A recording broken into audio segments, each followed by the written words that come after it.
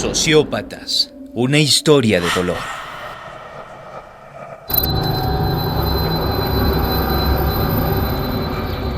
Mientras, a consecuencia de las leyes y de las costumbres, existe una condenación social, creando artificialmente infiernos en plena civilización y complicando con una humana fatalidad el destino, que es divino, mientras no se resuelvan los 3 problemas del siglo: la degradación del hombre por el proletariado, la decadencia de la mujer por el hambre, la atrofia del niño por las tinieblas. Mientras en ciertas regiones sea posible la asfixia social, en otros términos, y bajo un punto de vista más dilatado aún, mientras haya ignorancia y miseria sobre la tierra, los libros de igual naturaleza que el presente podrán no ser inútiles. Hauteville House, 1 de enero 1862.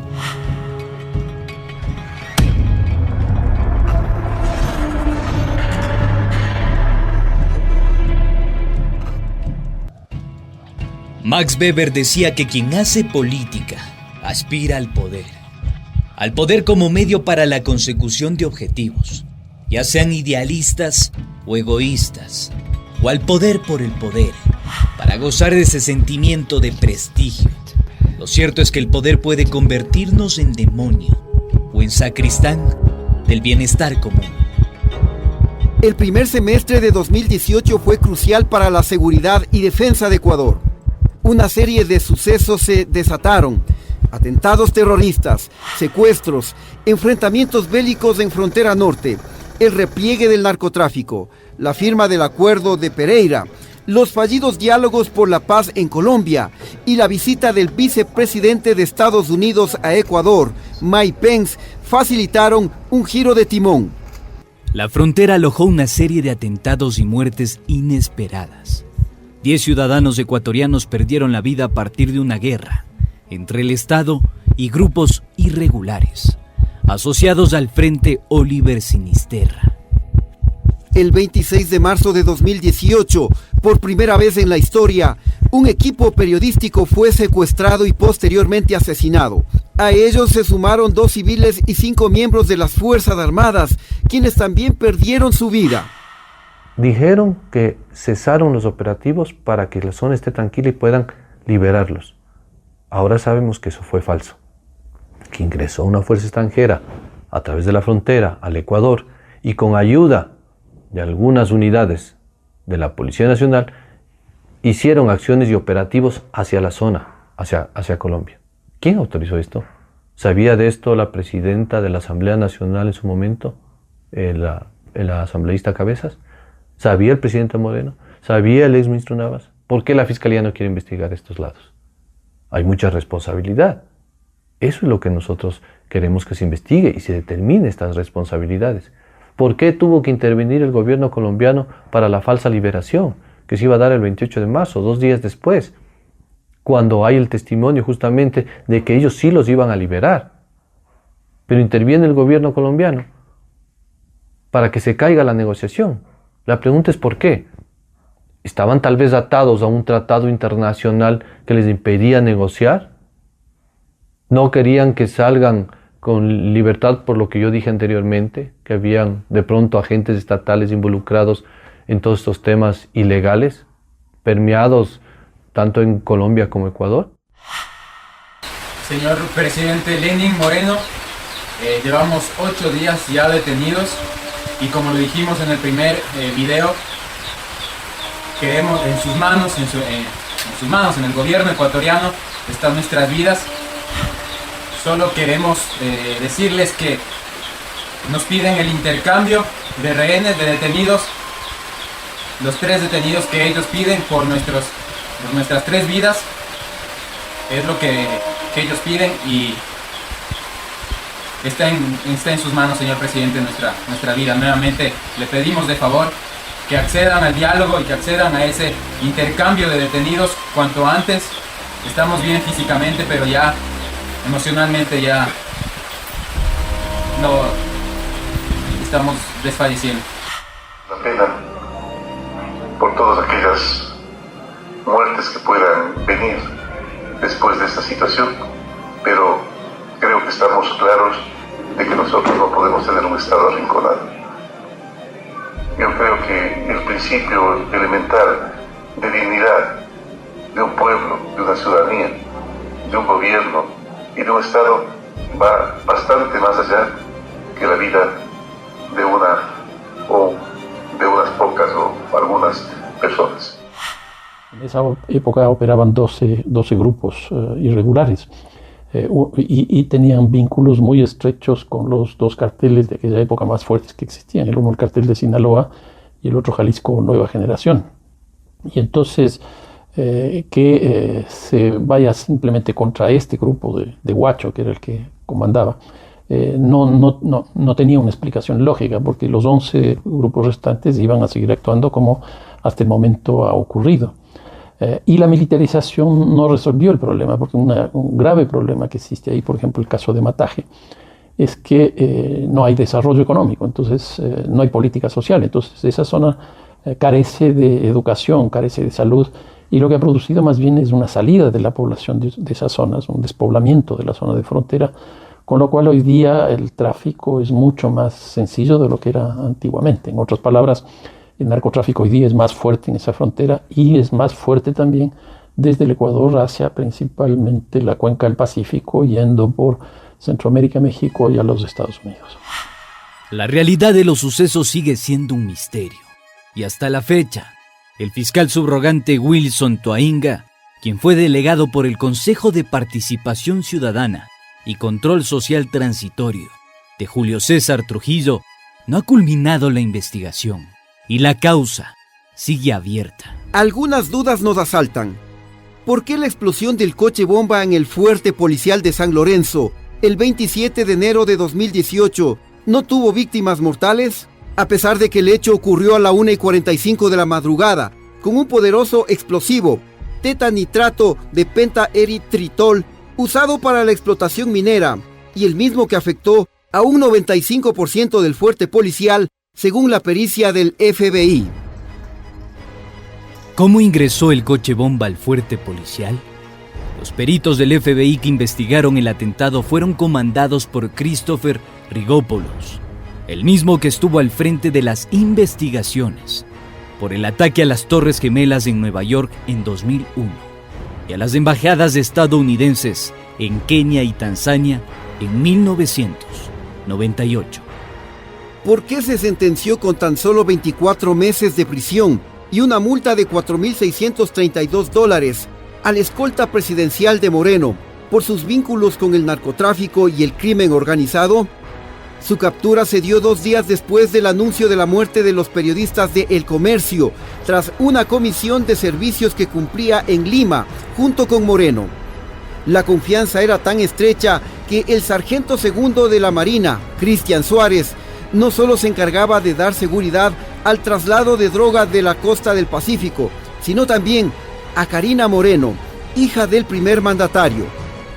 Entonces nosotros vemos, por ejemplo, todo el ámbito de justicia, el ámbito de las Fuerzas Armadas, de la policía, etcétera, con datos que son reveladores de la presencia de ciertos efectivos de estas instituciones que están actuando en ese espacio o que han actuado en ese espacio. La propia ex base de Manta, por ejemplo, ahí se descubrieron, si no me equivoco, 4 toneladas.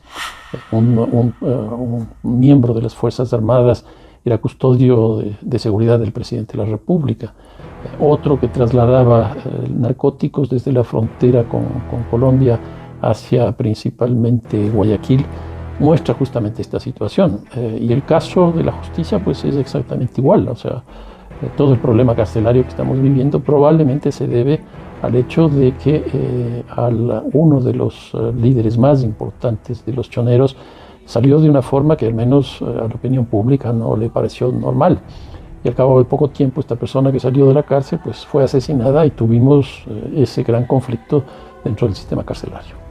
Esta cadena de sucesos sirvió como caldo de cultivo para el acuerdo de seguridad entre Ecuador y Estados Unidos.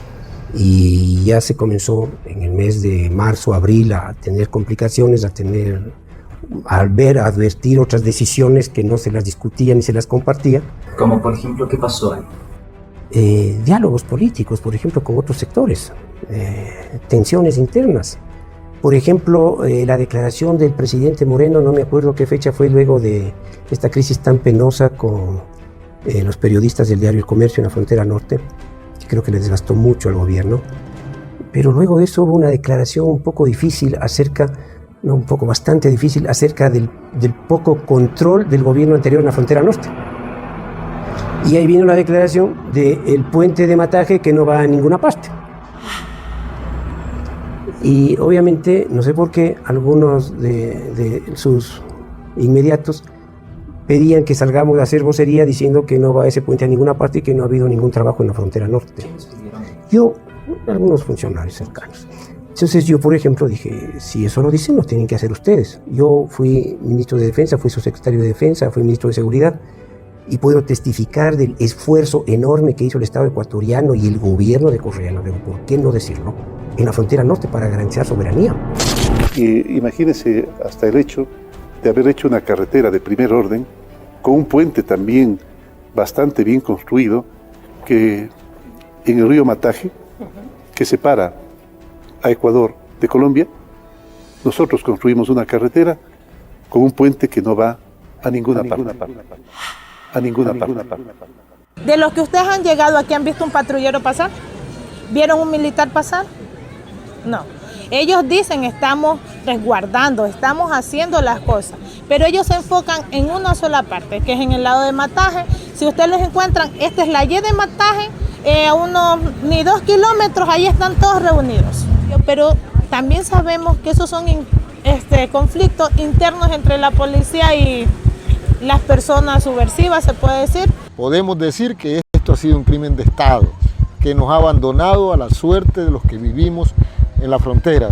Esto ha sido un crimen de Estado en la frontera. ¡Por Javier! ¡Por Efraín!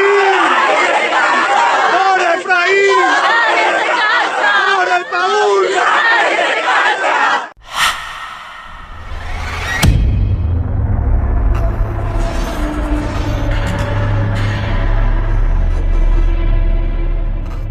Yo quiero ser muy claro, el movimiento Creo toma decisiones sobre la base de los principios, no sobre la base de las personas. Y hemos sido convocados en la noche de ayer a votar por principios. Y puesto que somos coherentes en nuestro accionar político, con nuestras ideas, con nuestra trayectoria, le tomaremos la palabra al presidente Moreno. Votaremos sí a todas las preguntas que se plantean en esta consulta popular, porque son los mismos temas que prometimos consultar durante la última campaña electoral. La política de defensa no fue el único cambio trascendental que vivió el país. En febrero de 2018, los ecuatorianos fueron convocados a las urnas a través de una consulta popular que contenía 7 preguntas. Las primeras 5 se trataban de un referéndum porque efectuaba cambios sobre la Constitución, mientras las 2 últimas interrogantes reformaban leyes menores. Centrémonos en la pregunta 3 que nos atañe, la misma que decía: ¿está usted de acuerdo con enmendar la Constitución para reestructurar al Consejo de Participación Ciudadana y Control Social, así como dar por terminado el periodo constitucional de sus actuales miembros, y que el Consejo, que asuma transitoriamente sus funciones, tenga la potestad de evaluar el desempeño de las autoridades cuya designación le corresponde, pudiendo, de ser el caso, anticipar la terminación de sus periodos de acuerdo al anexo 3? Pero, ¿qué decía en el anexo 3 y cuáles eran sus verdaderas pretensiones? El Consejo de Participación Ciudadana y Control Social estará conformado por 7 miembros nombrados por la Asamblea Nacional de entre ternas enviadas por el presidente de la República. Sí, el propio Moreno había tomado por asalto la 5ª función del Estado, que se encargaba de nombrar al fiscal, contralor procurador, Consejo de la Judicatura, Corte Constitucional, superintendentes y a todos los órganos de control y justicia del Estado ecuatoriano. Así se dio por terminado el Estado de Derecho. Con la excusa de la reinstitucionalización, lo que pudimos presenciar los ecuatorianos es un nuevo reparto de las instituciones de control y de justicia. Fue evidente que la forma como se llevaron los concursos, ¿sí?, respondía a los intereses de los aliados del gobierno en ese entonces, ¿sí? Yo vi, por ejemplo, que tuvo mucha incidencia en esos concursos, ¿sí?, partidos políticos de la derecha ecuatoriana que apoyaron la gestión gubernamental de Moreno en su momento. Se desmarcaron más adelante, pero en ese momento obviamente eran actores protagónicos. ¿Cómo cuáles? ¿Sí? Tú tienes, por ejemplo, el Partido Social Cristiano, el mismo movimiento Creo, ¿sí?, el mismo movimiento Ruptura, luego llamado Construye, que sin duda fueron protagonistas en ese proceso de designación de autoridades. Años después, el propio Javier Zavala Egas, ex miembro del Consejo Transitorio, confirmó que la ministra de Gobierno, María Paula Romo, visitaba con frecuencia al presidente de esta función, con la intención de nombrar a las nuevas autoridades. Se presume que la fiscal general Diana Salazar fue cuota de Romo. Efectivamente, María Paula Romo visitó varias veces el Consejo de Participación. Hubo presión, entonces. Hubo presión por parte del Ejecutivo. Por si acaso, yo lo estoy ratificando. Porque efectivamente, una de las tareas fundamentales de María Paula Romo en el Ministerio de Gobierno, luego de que se hizo el pacto Lenín Moreno-Guillermo Lazo, una de las tareas fundamentales de María Paula Romo en el Ministerio de Gobierno fue crear un tejido institucional que obedezca y que se someta a las directrices del Ministerio de Gobierno. Entonces, evidentemente sí, visitó varias veces, yo la vi varias veces en las oficinas del Consejo de Participación. Yo sí lo puedo ratificar. El proceso de la consulta popular de 2018 fue inédito en la historia mundial. No por su efectividad en la evaluación y nominación de las autoridades de control y justicia. Por el contrario, su escasa transparencia, el secuestro de la autonomía de funciones y la instrumentalización del poder para la persecución política de adversarios han sido sus principales rasgos. Hay circunstancias como, por ejemplo, la consulta popular, en donde la tesis del gobierno del presidente Moreno creo que sacó el 64%, pero que era un proceso de renovación democrática. ¿Una consulta legítima? O sea, si usted cree que no es legítima una consulta que aprueban más del 60% de los ecuatorianos, entonces ¿cuál sería la legitimidad? ¿Una consulta legal o ilegal entonces? ¿Legal? A pesar de que no hubo la observancia de la No, porque pasaron el tiempo y había un antecedente del mismo gobierno del presidente Correa, una consulta de la Concordia. Tampoco la Corte Constitucional se pronunció, pasaron los meses y obviamente pasaron los plazos y se aprobó la consulta en la Concordia y eso creó un precedente para la aprobación de la consulta.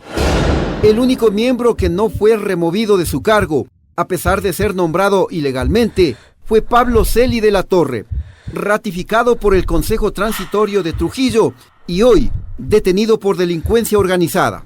Primero, yo censuro la forma como el señor se quedó en la Contraloría, porque todo el país vio en la pantalla cómo es que cuando le fueron a notificar con la acción de personal que lo reemplazaba, que lo sacaba, le cogió al secretario, el señor Bustos me parece, rompió el documento público, porque una acción de personal es un instrumento público. Rompió y le sacó a empujones al secretario. Y se quedó de contralor. Y nadie dijo pío. Y desgraciadamente el Trujillato con todos sus adláteres permitieron y olearon ese atropello a la fe ciudadana. Le dejaron de contralor. Porque el 25 de mayo, cuando el entonces contralor Polit se encontraba en funciones, suscribe las acciones de personal cesándolo al doctor Celi. El 2 de junio se notifican esas acciones de personal y el doctor Celi, acompañado de la fuerza pública, cuando en ese entonces el ministro del Interior era César Navas, ingresa a la Contraloría en horas de la tarde y se posesiona de estos actos, ¿no? El sábado 3 de junio y el domingo 4 de junio del 2017 se efectúan las notificaciones de despido a varios funcionarios de la Contraloría firmadas por el doctor Pablo Celi y fundamentalmente el miércoles 7 de junio, cuando ya se hizo de conocimiento público el video donde él rompe la razón de notificación en la que se lo cesaba como subcontralor general del Estado, se produce la aceptación del gobierno nacional a través de su ministra de Justicia, la doctora Roxana Alvarado, quien en medios de comunicación sale a dar declaraciones sin tener competencia, por cierto, ratificando que el doctor Pablo Celi era el Contralor General del Estado subrogante. Luego, como es de conocimiento público, el doctor Celi cruza a la Asamblea Nacional, es recibido por el entonces presidente de la Asamblea, el doctor José Serrano, y se consuma la toma de la Contraloría General del Estado. Según funcionarios de Contraloría, Celi ordenaba emitir informes con responsabilidad civil, administrativa y penal. Se determinaron glosas por $900 millones en 2018 y por 757 millones en 2019. De los 43 informes con indicios de responsabilidad penal, 41 fueron contra exfuncionarios o legisladores del correísmo.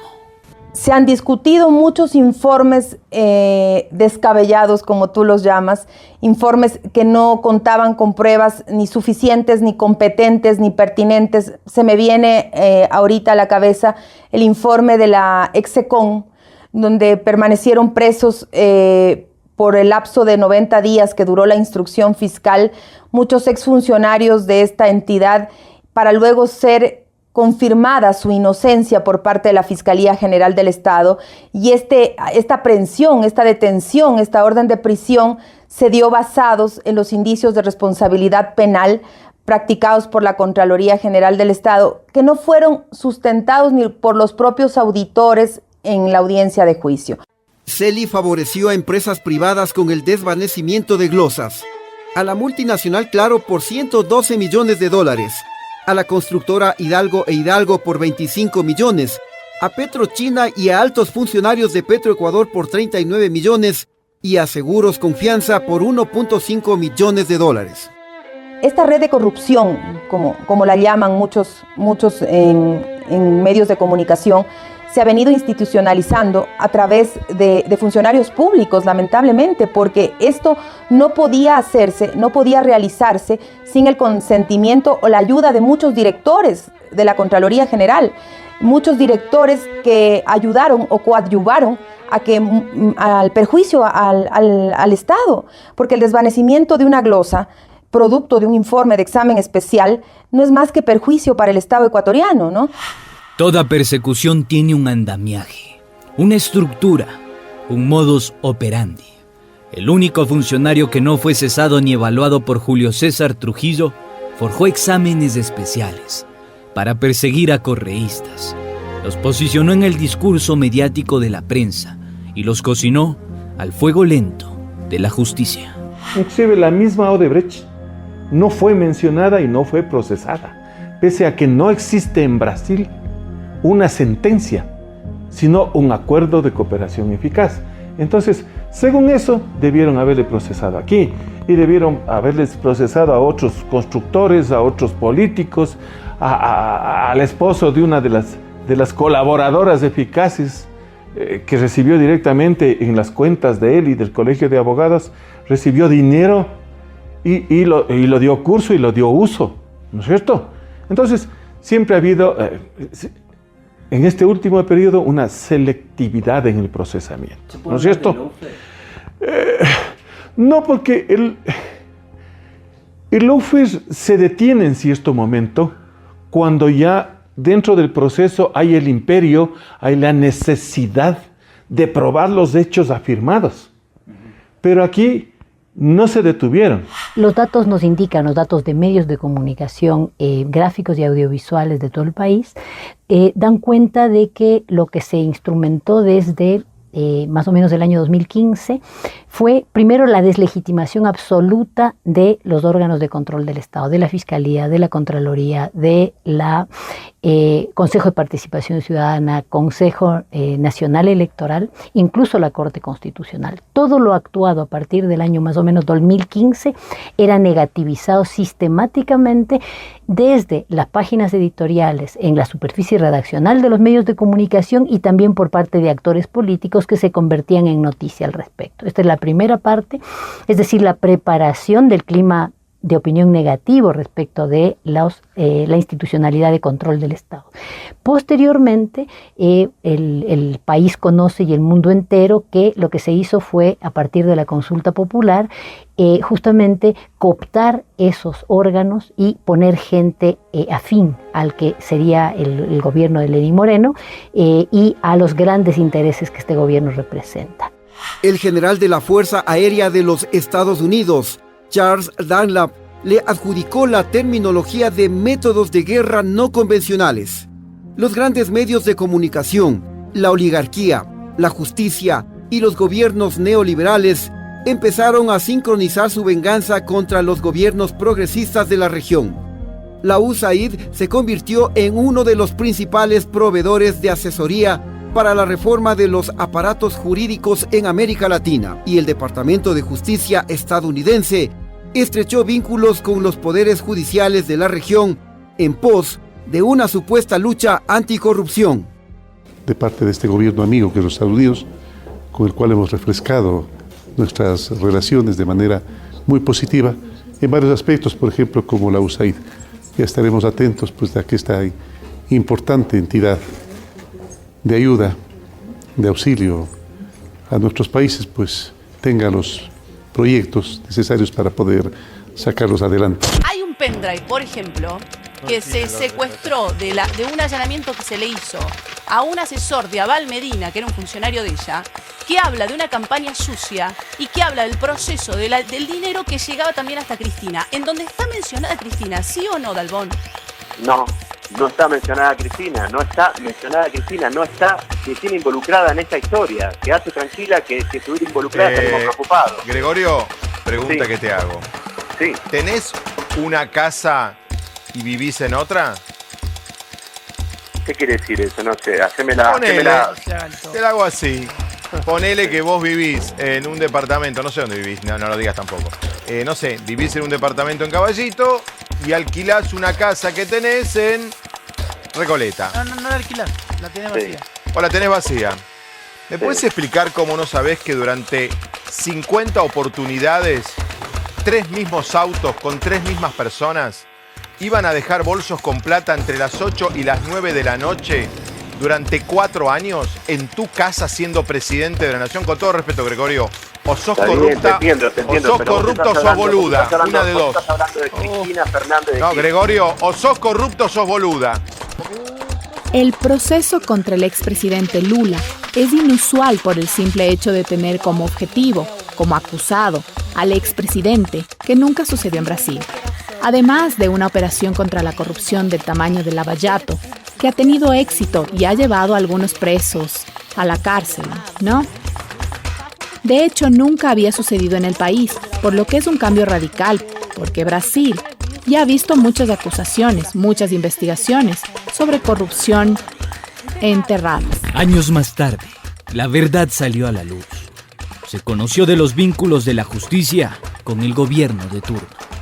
Presidente de la Cámara Federal de Casación Penal, el tribunal penal más importante del país, es este señor que aparece a mis espaldas, se llama Roberto Hornos, y en las últimas horas fue noticia porque se conocieron reuniones que había mantenido en la Casa de Gobierno con el expresidente Mauricio Macri, cuando en los días previos a que el tribunal que integra confirmara un procesamiento y un embargo de 10.000 millones de pesos contra la hoy vicepresidenta Cristina Fernández de Kirchner. Por esa situación hay una causa penal, hay una denuncia en el Consejo de la Magistratura, pero además sus pares, los otros jueces de la Cámara de Casación, le pidieron explicaciones y las brindó hoy durante unos pocos minutos le explicó a sus pares que él efectivamente se reunió con el expresidente Macri, que tenía una relación personal con él. El expresidente brasileño pasó 580 días encarcelado por corrupción. Salió de prisión a finales de 2019 y siempre ha estado empeñado en probar su inocencia y en defender que hubo una persecución judicial para apartarlo de la carrera política. Probaré que este país puede ser mejor cuando tenga un gobierno que no mienta tanto como Bolsonaro, decía entonces Lula al recuperar la libertad. En 2018 lideraba las encuestas en las presidenciales, pero su candidatura quedó excluida y Jair Bolsonaro se alzó con la victoria. Ahora el tablero político se altera. Un juez del Supremo anula las condenas por corrupción dictadas contra el expresidente. Para el magistrado, el juzgado de Curitiba, cuyo titular era el exministro Sergio Moro, no era competente. En Ecuador se replicó la estrategia de Brasil y Argentina. En una jugada de ajedrez, Moreno acorraló, linchó y judicializó a su compañero de fórmula Jorge Glass, a pesar de que en Ginebra, Moreno le exigió a Glass que sea su candidato a la vicepresidencia. Jorge Glass fue sancionado con un Código Integral Penal derogado en 2014 y con la prueba testimonial decisiva de José Concienzao dos Santos, el cabecilla de la red de corrupción de Odebrecht. Casualmente, la denunciante de la causa, la fiscal general Diana Salazar, ha sido condecorada por los Estados Unidos, al igual que el juez Sergio Moro en Brasil, por el caso Lavallato, quien incluso llegó a ser superministro del presidente Bolsonaro. Todo esto es un montaje en donde se une la venganza de una empresa corrupta y corruptora que montó una red de corrupción en 12 países. Por otro lado, el poder mediático de este Ecuador que está concertado con los medios públicos. Por otro lado, el poder económico y financiero donde les constituyo la piedra en el zapato porque soy progresista, porque represento un proyecto político progresista, y entonces todos convergen en un gran objetivo que es sacarme de la vicepresidencia de la República. Yo no estaría aquí si no fuera vicepresidente de la República. El caso es político y ninguna sociedad en el mundo debe permitir que se utilice la judicialización de la política como una herramienta de persecución. En una carta pública pronunciada el 2 de agosto de 2017, Jorge Glass denunció un paquetazo económico, el reparto de instituciones a familiares de Abdalá Bucaram y el inicio de la corrupción institucionalizada. Pero este supuesto acuerdo tiene un antecedente. Luego de la primera vuelta, antes de la segunda vuelta, a mí se me pidió, al haber sido el asambleísta electo con mayor votación, se me pidió que acompañe a Moreno en toda la campaña. Había un buró de esta campaña como tal. Se me pidió que yo que acompañe a Moreno durante toda la campaña, y eso fue lo que hice. Y otro de los temas que se me pidió es que habían sectores que eran fundamentales para que la elección de Moreno se pueda llevar a cabo. Y esos sectores, uno de esos sectores era justamente la votación que había alcanzado en ese momento ciudadanos que habían votado por Lalo Bucaram. No nos olvidemos que las elecciones de la segunda vuelta fue muy cerrada. El porcentaje fue mínimo en realidad con el que ganó Moreno. Entonces, a mí me pidieron que hagamos un acercamiento justamente con esos sectores. El buró, por supuesto, me pidió también Moreno, por supuesto, que hagamos un acercamiento con esos sectores para bajar el insulto que estaba contra Jorge Glass, ese momento candidato nuevamente a la vicepresidencia, y contra Lenín Moreno. Y ese fue el acercamiento que hicimos. ¿Qué pedían los Bucaram? Los Bucaram pedían que el gobierno, en caso de que gane Lenín Moreno, no le meta mano a la justicia en los juicios que él tenía, que había prescrito ya prácticamente una acción penal que se le había iniciado hace 20 años, y que lo único que pedía es que no se le meta la mano a la justicia, que no se influya con la justicia para que eso no derive en una persecución adicional. A Glass se le retiró sus funciones y competencias dentro de la vicepresidencia y se buscó su censura en el legislativo, cuando Serrano detentaba la presidencia de la Asamblea. De hecho, fuentes reservadas de la propia Contraloría confirmaron que José Serrano y Daniel Mendoza visitaban de manera sistemática a Pablo Celi y exigían exámenes especiales, lo que nos lleva a pensar, ¿quiénes estuvieron detrás de la caída de Jorge Glas? Recordemos el audio que se filtró de una llamada telefónica con el excontralor prófugo de la justicia, Carlos Polit. También se revelaron fotografías de reuniones entre José Serrano y el asambleísta electo Fernando Villavicencio. Pero definitivamente tenemos que bajarle no nos queda más. Él no puede ser fiscal hasta finales de este año. Hermano, aquí el tema es Vaca, hermano. Vaca es miserable. Tú sabes que siempre fue miserable y obviamente él no está dispuesto a cumplir con ningún acuerdo, ¿no? Yeah. Pero al final yo no sé Vaca quién está respondiendo este rato, pero él está jugando en su cancha porque él también quiere ser presidente de la República, ¿no? Carajo, no me digas. Oye, dime una cosa, el documento lo tengo listo allá, ¿no? Ya. Ok, procedo, porque ya el otro ya no existe. ¿Te acuerdas el que se mandó de la amiga? No, ese ya no existe. Ok. No existe. ¿Y el que estaba en la contra también ya no hay? No, ya no hay. Pero Vaca es un peligro, o sea, Vaca simplemente él va a jugar su partido, y además él está jugando a toda una estructura de corrupción con los hermanos. Hoy le queda claro al país quiénes son los que negocian para cubrirse sus espaldas. Se le cae la máscara a los compadritos lindos. Tendrán que responderle al país por haber pretendido manchar mi nombre. El Chiquito y otras personas más se ponen de acuerdo para forjar documentos en contra del fiscal general del Estado. Posteriormente, Jorge Glas es sentenciado como un Código Integral Penal derogado en el año 2014, y resulta paradójico escuchar su testimonio porque Jorge Glas, en la carta que emite y envía públicamente y se la dice al presidente Lenín Moreno, es que denuncia un reparto de instituciones, de las que también estaría presuntamente Abdalá Bucaram. ¿Tiene asidero eso? Eso es responsabilidad 100% de Moreno. Esa pregunta tienen que hacerle a Moreno. Jamás he hablado con ningún miembro de la familia Bucaram que no sea de estos dos temas en concreto que he mencionado. 1. Dejar los insultos y las injurias y las calumnias. Y 2. Que el gobierno y la estructura política no le meta la mano a la justicia en un proceso penal. Entre 2017 y 2018 se cumplió con el divorcio político más pasional de la historia, mediado por la polémica, las aberraciones jurídicas, las disputas de poder, la persecución y una profunda reforma institucional del Estado. Alianza País se dividió en dos bandos.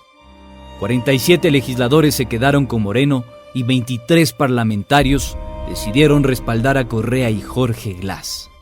A diferencia de los hechos ocurridos en Argentina, Ecuador se convirtió en un caso sui generis. El mismo movimiento propulsor de la nueva izquierda y de las conquistas sociales posibilitó un giro de 180 grados. Bueno, ahí se produjo esta ruptura, como le digo, mediado por un proceso judicial complejo que tiene su nivel de autonomía y donde luego había que resolver un problema que era el recambio del presidente, del vicepresidente, cuando había pasado ya el plazo, me parece que son 90 días, que era lo que correspondía, porque el país no podía quedarse sin una sucesión posible.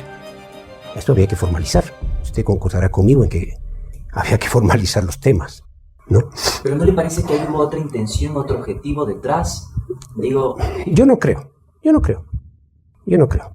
¿Por qué no lo mencionaron ustedes como bloque político en su momento, las ilegalidades en contra de Jorge? Porque todas esas ilegalidades yo no conocía, por ejemplo. Eso se fue saliendo en las denuncias posteriores del proceso.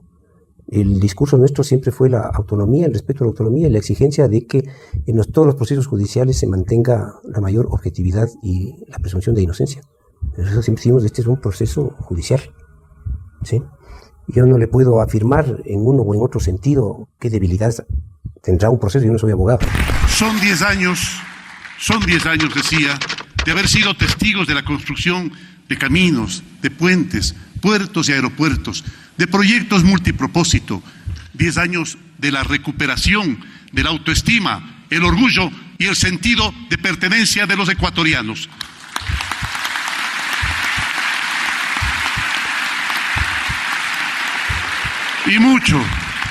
Y muchísimo más. Este proceso tiene un pueblo entero y tiene un nombre: Revolución Ciudadana. Algún día,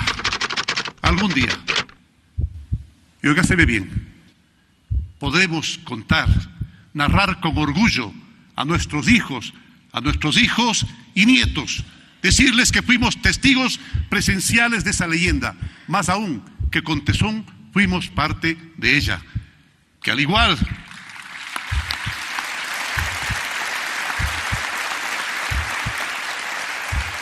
decía que hace más de 100 años hubo quienes cabalgaron junto al general Eloy Alfaro. Ahora podemos decir que cabalgamos, bueno, algunos rodamos, junto a Rafael Correa Delgado. El presidente que defendía enamorarse de la vida, de las texturas, los colores, los aromas y los sabores, de pronto fue moldeándose al calor de los intereses y del pacto que había asumido con el diablo.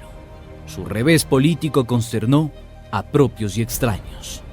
Te comentaré lo que fue la lista de invitados, por ejemplo, para el cambio de mando. En esa lista de invitados nos sorprendió a todos, y yo tengo que ponerme en primera línea, por ejemplo, un Bucarán invitado, bajo el discurso, Abdalá Bucarán Papá, bajo el discurso de que sería importante de que estén todos los expresidentes. Entonces eso nos llamó la atención, o la invitación de un Gustavo Larrea, que había estado muy distante de los últimos años de la Revolución Ciudadana, personajes como Santiago Cuesta. Entonces empezamos a sentir que algo no iba bien, no cuadraba bien. Y esto obviamente, sin duda, con unas preocupaciones de quienes todavía éramos parte del gobierno de Correa. Esta transición fue una transición muy dura. Yo, por ejemplo, recuerdo algo que nos preocupó mucho, la disposición que dio Moreno de que Jorge Glass no intervenga en esa sesión. Mira, nosotros empujamos la candidatura de Lenín Moreno, te digo, como Alianza País, un sector de Alianza País que era la figura que podía ganar las elecciones después del desgaste que se había tenido desde el 2015, pero era una figura que también brindaba condiciones, en nuestra comprensión de ese momento, para bajar las tensiones que se habían acumulado los últimos años del gobierno de Correa, con los sindicatos, con las organizaciones campesinas, con las organizaciones indígenas, con grupos de profesionales, con los sectores medios. Y yo creo que el primer año, sobre todo los primeros 8 meses, 10 meses, se hizo un fuerte esfuerzo en esa dirección.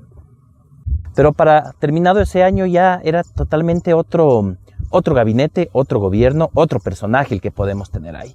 Entonces, ¿en dónde podemos encontrar tal vez a Lenín Moreno una respuesta de quién es? Difícil saberlo, porque nos ha mostrado demasiados rostros. Entonces, un personaje de 1000 rostros distintos, un rostro que se acopla a conveniencia de sus necesidades, de los poderes que están detrás de él. Moreno solía decir que el odio hace daño solo a quien lo profesa, y siempre tuvo la razón. Los ecuatorianos transitaron entre 2017 y 2018 por una arremetida política, silenciada por los medios.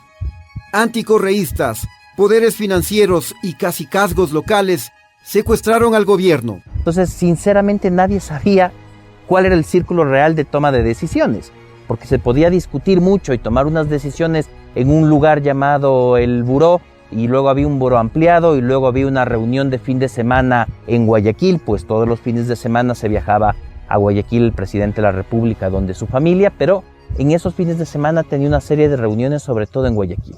Y sí puedo decir lo que se podía discutir a lo largo de la semana y cuando se estaba en Carondelet, el domingo cambiaba, por alguna razón que nadie conocía. Y déjeme resumírselo de esta manera. Para nadie es un secreto cómo pienso yo y cómo piensa el presidente, y que tenemos discrepancias y que tenemos coincidencias también, y que tenemos una buena amistad. Como en la vida, la política da vueltas. Hasta los cristianos más primitivos sabían muy bien que el mundo está regido por los demonios y que quien se mete en política y accede a utilizar como medios el poder y la violencia ha sellado un pacto con el diablo, según Max Weber. El día de ayer, el Servicio de Protección Presidencial detectó una cámara oculta en el despacho del presidente de la República. La falta de delicadeza, por lo menos decir, hace que el presidente Correa ni siquiera me comunique que existía esa cámara allí y que él le monitoreaba desde su teléfono celular. Conciudadanos, todo esto está organizado premeditadamente dentro de una estrategia de desestabilización del país, maquinada por un expresidente prófugo, causante de la mayor debacle moral, económica y social que haya vivido el Ecuador. Le hemos quitado el asilo a este malcriado y ventajosamente nos hemos librado de una piedra en el zapato. De ahora en adelante tendremos mucho cuidado de dar asilo el momento en que sea, de darlo a gente que realmente valga la pena y no a miserables hackers cuya única intención es desestabilizar gobiernos, como lo hicieron con el Vaticano, como lo hicieron con Cataluña. Imagínense ustedes una invitación a viajar en un tren. Nos dicen que es un tren bala, que gracias a él llegaremos en un abrir y cerrar de ojos al futuro prometido. Pero apenas arrancamos, descubrimos que los asientos están rotos, que el motor empieza a toser, que no tiene energía, que los pistones están desgastados y las ruedas oxidadas. Y a la primera curva casi nos descarrilamos. Imaginémonos un tren así. Nos mintieron. Nos dijeron que todo funcionaba a la perfección, que tenía vida para rato, pero en verdad no era así.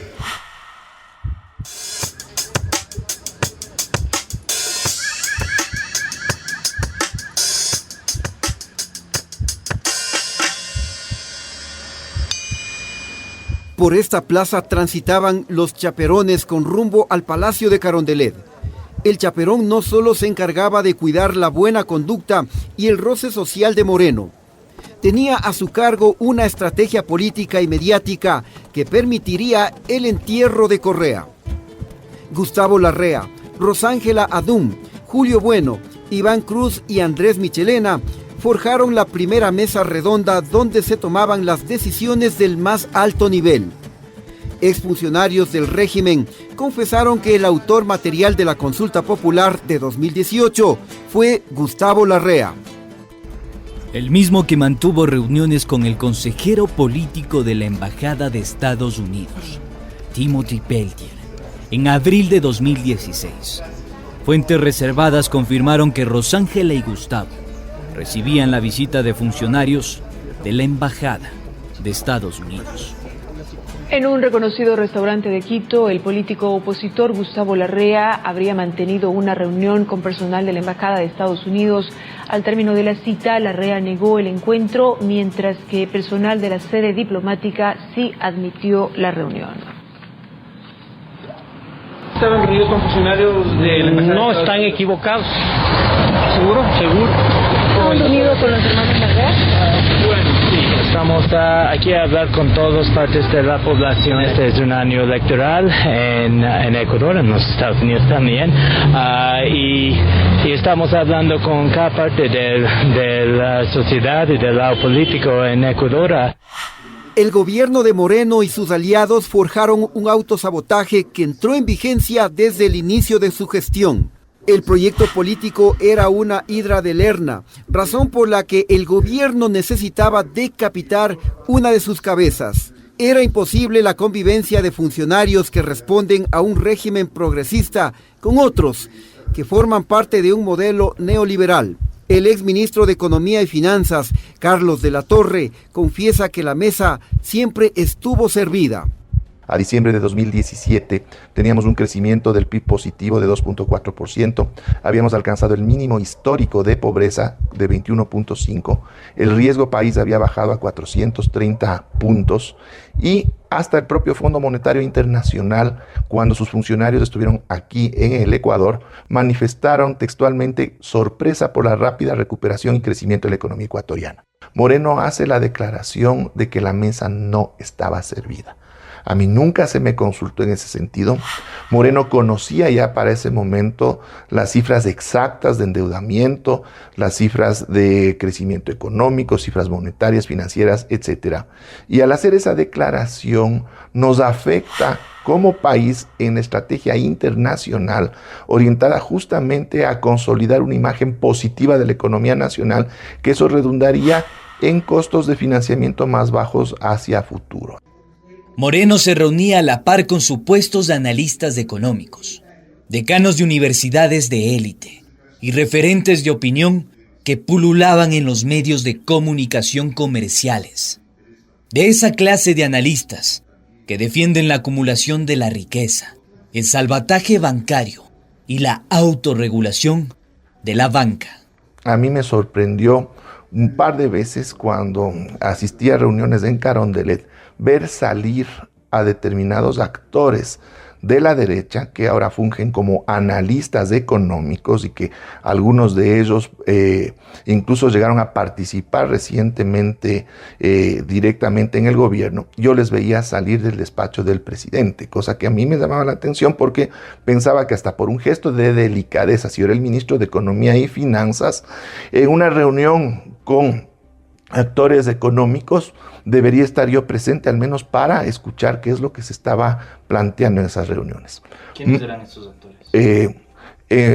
Prefiero no dar los nombres por cuanto es... esto puede tener algunas consecuencias, pero puedo decir que son personas que están permanentemente en los medios de comunicación comerciales como analistas y en algunos casos son parte de universidades y están ocupando puestos de decanato y también en los centros de investigaciones de las universidades. Entonces ya sabemos quiénes son esos actores.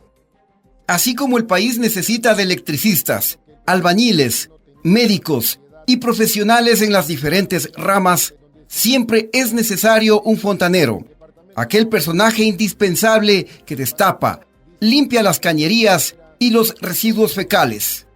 Alguien que se encargue del trabajo sucio. Mira, yo recuerdo, y voy a ser infidente, nunca he comentado esto, voy a comentarte un encuentro que tuvimos el equipo de campaña, incluso el equipo económico, en una reunión con Santiago Cuesta. Y claro, después de esta reunión todos salimos absolutamente preocupados y diciendo, bueno, no entendemos mucho por dónde va la línea de Santiago Cuesta, pero te soy honesta, la tomamos como una reunión más a la que habíamos asistido en aras de buscar acercamientos con otros sectores. Nunca nos imaginamos, por ejemplo, yo nunca me imaginé que Santiago Cuesta iba a terminar siendo el asesor estrella de Moreno en parte de su gobierno. Hay un momento previo a esto en que justamente el presidente de la República invita a Santiago Cuesta a discusiones del gabinete económico. Y en esas discusiones del gabinete económico, ya todo el gabinete económico, incluida la Secretaría de Planificación, incluida la Secretaría de la Presidencia, estaba claro que si Santiago Cuesta seguía tomando poder dentro de las tomas de decisiones del presidente de la República, era insostenible lo establecido en el plan de desarrollo y en el programa de gobierno. En una reunión del equipo económico apareció el señor Santiago Cuesta. Y con él yo ya había tenido un par de encuentros en los cuales ya me había planteado cierto tipo de manejos que no correspondían con la línea que estábamos llevando. Entre esos, ya él planteó directamente la posibilidad de concesionar activos del Estado a actores privados, cosa que no era admisible dentro del esquema que yo estaba manejando desde el Ministerio de Economía y Finanzas. Principalmente, él planteaba la concesión de proyectos hidroeléctricos. Él fue el que vino con la idea. Él fue el que vino con la idea. Y la primera interacción que yo tuve con Cuesta fue cuando él trajo a Manafort para que converse con Moreno y dejó al equipo de Manafort que proponían algunos esquemas financieros que, con la experiencia que yo manejo y mi equipo, para nosotros era clarísimo que se trataba de mecanismos que estaban por fuera de la ley y que se pretendía con eso afectar al interés nacional. Y yo a Moreno le dije claramente y de frente que estas propuestas financieras que venían del equipo de Manafort y que impulsaba Cuesta eran literalmente estafas. Pero si usted se pregunta quién es Paul Manafort, despreocúpese. El jefe de campaña de Donald Trump quedó al descubierto. Con estos cargos de culpabilidad, Manafort podría pasar hasta 80 años tras las rejas. Los otros 10 cargos, como bien dijiste, el juez decidió anular estos cargos y que no se consideraran en este momento. Pero estos cargos que sí se le halló culpable son básicamente por haber hecho declaraciones de impuestos falsas. El exjefe de la campaña electoral de Donald Trump, Paul Manafort, ha sido condenado a 47 meses de cárcel por fraude fiscal y bancario. El que fuera asesor de distintas figuras internacionales ha ocultado pagos de decenas de millones de dólares, un dinero obtenido durante su etapa como consejero del expresidente de Ucrania, Viktor Yanukovych. Manafort se encuentra a la espera de una segunda condena vinculada con sus imputaciones por prácticas de lobby ilegales. Thank you, everybody. Tuvimos acceso a una conversación entre el ex consejero presidencial Patricio Rivera, el ex ministro de Economía y Finanzas Carlos de la Torre y el representante jurídico de Citibank. En esta charla se advierte la estafa que impulsaba Santiago Cuesta, con presuntos inversores que representaban a Paul Manafort y que ofrecían cerca de $5,000 millones en crédito para el Ecuador, a tasas preferenciales. A través de un banco de papel asentado en Hong Kong, se intentó someter al país. La propia firma jurídica anglosajona Hogan y Lovells envió una carta a la Subsecretaría de Crédito Público del Ecuador, advirtiendo de la estafa, del riesgo reputacional, del plagio de documentos y de los vínculos oscuros de esta maniobra financiera. Santiago Cuesta, hijo, y el compadre de Paul Manafort, Héctor Hoyos, siempre presionaron a Moreno para que cierre el acuerdo. Me di cuenta de que esto debió haber sido un issue fuerte para Citi por los términos en los que se dieron hoy las conversaciones. Y me queda claro que Citi está preocupado porque estos señores pueden estar seguidos por el FBI, por inteligencia, por alguien allá del más alto nivel, por las implicaciones que existen entre el señor Hoyos, la relación que hay entre el señor Hoyos y el señor Manafort. Lo tengo clarísimo. Sí, la preocupación más grande que tiene Hogan con esta operación, honestamente, y yo consulté nosotros tenemos mucha gente que viene del Departamento de Justicia, la preocupación más grave que tenemos nosotros es procedencia de los fondos. Y nosotros solo podemos aconsejarle a un cliente proceder a una operación atípica si tenemos claramente determinado que los fondos proceden no de tráfico de armas, de tráfico de drogas, de lavado de dinero de países que tienen embargo. Entonces, nosotros, el tema más grave para nosotros es procedencia de los fondos. Se nos perdió una primera luz roja cuando hicimos la investigación inicial, porque la gente nuestra de Washington, y usted sabe que tenemos gente que incluso trabajaba en la CIA anteriormente, nos dijeron, mira, no es el tipo de socio con que normalmente trabajarían clientes de nuestra firma, pero no hubo una prohibición absoluta, sino más bien recomendaciones de prudencia y de alertar al cliente.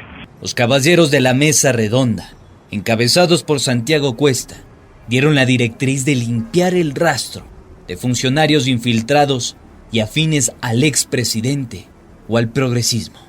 Esta revelación demuestra un boicot a lo interno del propio gobierno. El caballo de Troya por fin se reveló. Inclusive tuve que separar del ministerio, inclusive con acciones de orden penal, algunos funcionarios que encontramos que hacían grabaciones clandestinas, inclusive una persona que tenía acceso a algunas reuniones que yo mantenía de alto nivel, le encontramos con grabaciones que estaba filtrando al exterior. Así que era evidente que había ese tipo de situaciones. En términos de la seguridad mía personal, se tenía que hacer cada 15 días una revisión de que no existan micrófonos, porque había esa presunción. Los vehículos en que yo me desplazaba tenían que estar custodiados 24/7, inclusive cuando me desplazaba vía aérea a otras ciudades del país tenía que adelantarse uno de los vehículos para justamente no tener que ocupar vehículos que no hayan estado custodiados. ¿Por qué? Porque mi equipo directo de seguridad y de inteligencia tenía información de que había este tipo de situaciones. Como digo, concretamente tuvimos que separar y tomar acciones legales respecto de algunos funcionarios que fueron descubiertos filtrando información relevante. Moreno logró articular a todas las fuerzas políticas alrededor del anticorreísmo. Este trastorno del que padecía un importante porcentaje de la población, arengada por los medios y los excesivos frentes de lucha abiertos por el propio Correa, termina siendo la cúspide de un nuevo pacto político.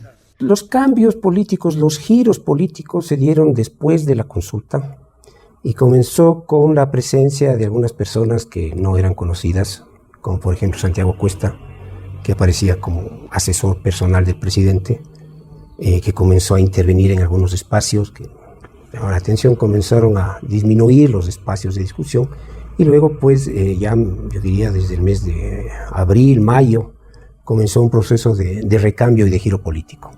El país por primera vez en su historia tenía 5 presidentes. Santiago Cuesta, Juan Sebastián Roldán, Richard Martínez, María Paula Romo y Andrés Michelena conformaron la Mesa Chica del Poder, o la Mesa Redonda, donde se procesaba la nueva política pública, los conflictos y el estrangulamiento del bolsillo ecuatoriano. Un mes antes de que yo salga, entra Juan Sebastián Roldán, y yo salgo a las 11 de la mañana del 16 de mayo, a las 3 de la tarde se posesionaba Santiago Cuesta y Richard Martínez. O sea, yo salgo en la mañana ya cuando, desde mi punto de vista, era la ruptura final de lo que se podía estar debatiendo o discutiendo o sosteniendo dentro del gabinete. ¿Cuáles eran esas disputas internas dentro del gobierno? Primero de control. Entonces, muchos círculos para muchos rostros, y muchos círculos entonces disputando quién efectivamente tiene la cercanía con el poder en la toma de decisiones. ¿Te fue novedoso que Cuesta, que Martínez, que Roldán se hayan sumado al gobierno en ese giro? Absolutamente me fue novedoso, me fue sorprendente. La entrada de Roldán, que fue la primera que se da dentro de estos personajes, ya daba las alertas de todas maneras, y después ya la entrada de Martínez y la entrada de Santiago Cuesta fue definitoria. Usted dijo, usted se sienta a hablar con quien ideológicamente usted ha sido totalmente opuesto y diferente. ¿Sabe por qué lo hago? Porque quienes han cambiado ideológicamente es el gobierno, no nosotros, es el gobierno. Y si el gobierno ha dado un giro ideológico hacia las propuestas de Creo, hacia las propuestas mías, pues obviamente tengo que hablar. Fíjese usted, política internacional. Pasaron de cachiporreros del chavismo, ahora críticos de Maduro. Pasaron de cheerleader de Assange a sacarlo a Assange de la Embajada del Ecuador en Londres. Pasaron de un encierro económico ahora a la apertura para pedir el ingreso del Ecuador a la Alianza del Pacífico. Todas estas... ¿No se sorprende a usted si Lenín Moreno viene a afiliarse a Creo mañana? Bueno, pero que quede claro, el giro ideológico lo ha dado el gobierno, y bien que lo haya dado, no debemos criticarlo por eso.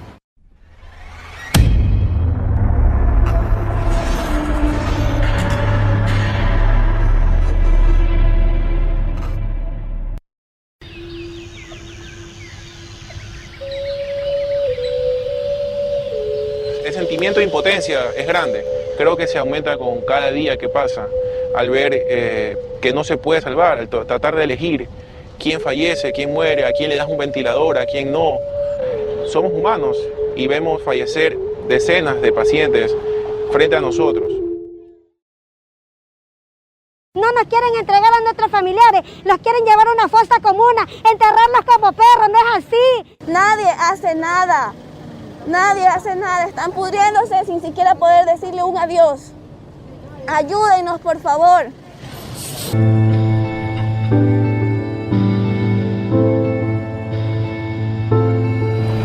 lamentable que lo que se está dando hoy día en el país entero tengamos que socapar la sinvergüenzada de nuestro presidente y del Estado, sabiendo que hay tantos miles de personas que mueren y hay una tramulla de que están ocultando la verdad.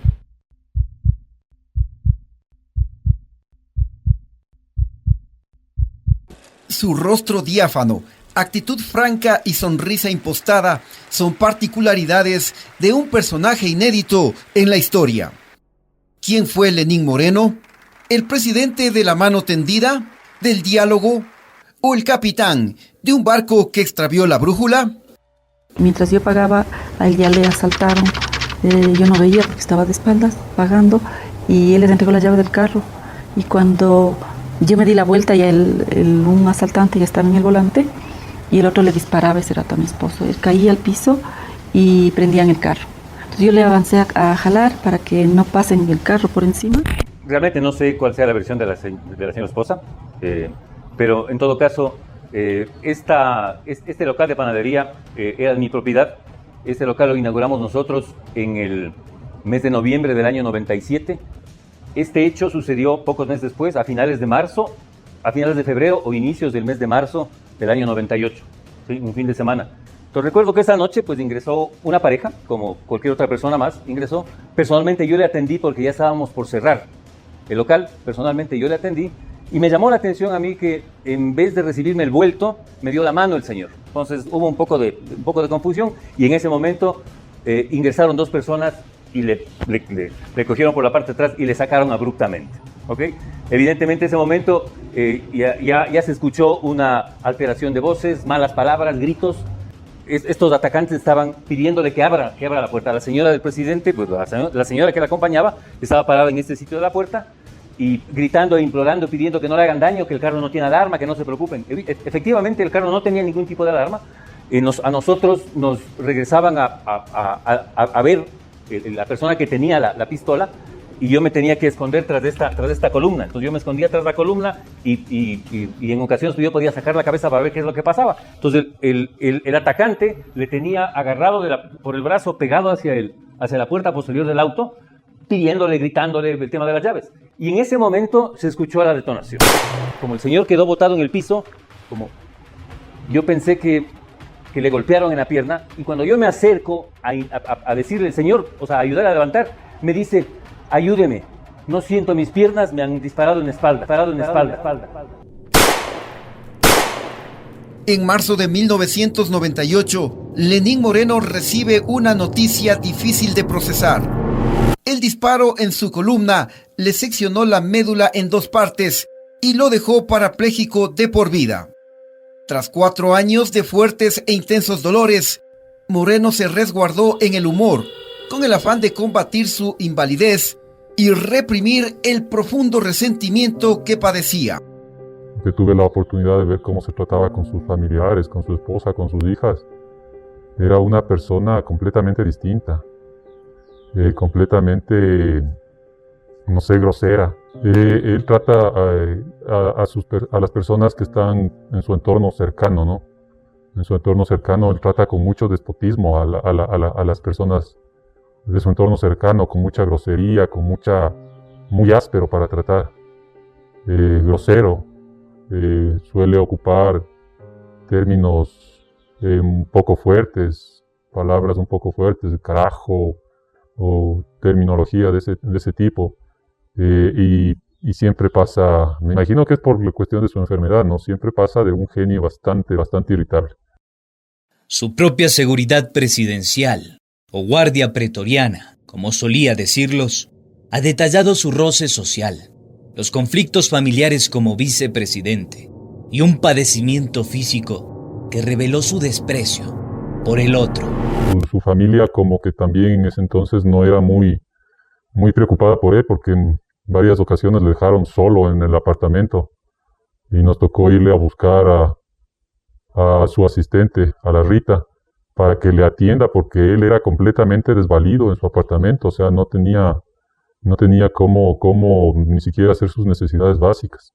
Entonces, Ahí daba a comprender que sus familiares íntimos, su esposa, sus hijas, no tenían la mayor importancia de la situación o del bienestar de su padre, ¿no? Tenía personas que le circundaban que eran de mucho poder económico, por ejemplo, los que sí palpé con esta familia Hidalgo, creo que son de la constructora. Con ellos tenía mucha afinidad y mucha relación, frecuentaba incluso sus casas o sus reuniones, pero sus reuniones sí eran en estratos muy altos, ¿no? Lenín y Rocío de Moreno estuvieron envueltos en un argot de secretos y contradicciones. Fueron capaces de codearse con las élites, el poder financiero y la alcurnia ecuatoriana desde inicios de su carrera política. Y muchas veces yo le escuché comentar con personas, por ejemplo, un ejemplo muy claro, con una ex reportera de Teleamazonas, no sé, Coronel creo que es el apellido, María Josefa Coronel. Y yo le escuché hablar mal del presidente Correa. Yo le escuché hablar cómo ella le reclamaba a él que no está haciendo nada en contra de las acciones que estaba tomando Rafael Correa en ese entonces con el gobierno. Y él sí, le vi referirse en términos muy despectivos al expresidente Correa. ¿Qué dijo puntualmente? Que era un como pobretón, o sea, utilizó un término como balurdo, un pobretón balurdo al cual había que soportarle, fue más o menos la terminología que utilizó, y que tenía que esperar, o sea, que tenían que tener paciencia y que eso iba a cambiar. También con Patricio Chávez, un ex embajador de Rusia, también no fueron unos comentarios muy displicentes como tuvo con esta señora Coronel, pero sí hacía mención de que el tipo no era un buen profesional, de que había salido de la nada, de que tenía un despacho con sillas de plástico. Como si se tratase de una familia real, los excesos siempre estuvieron a la vista.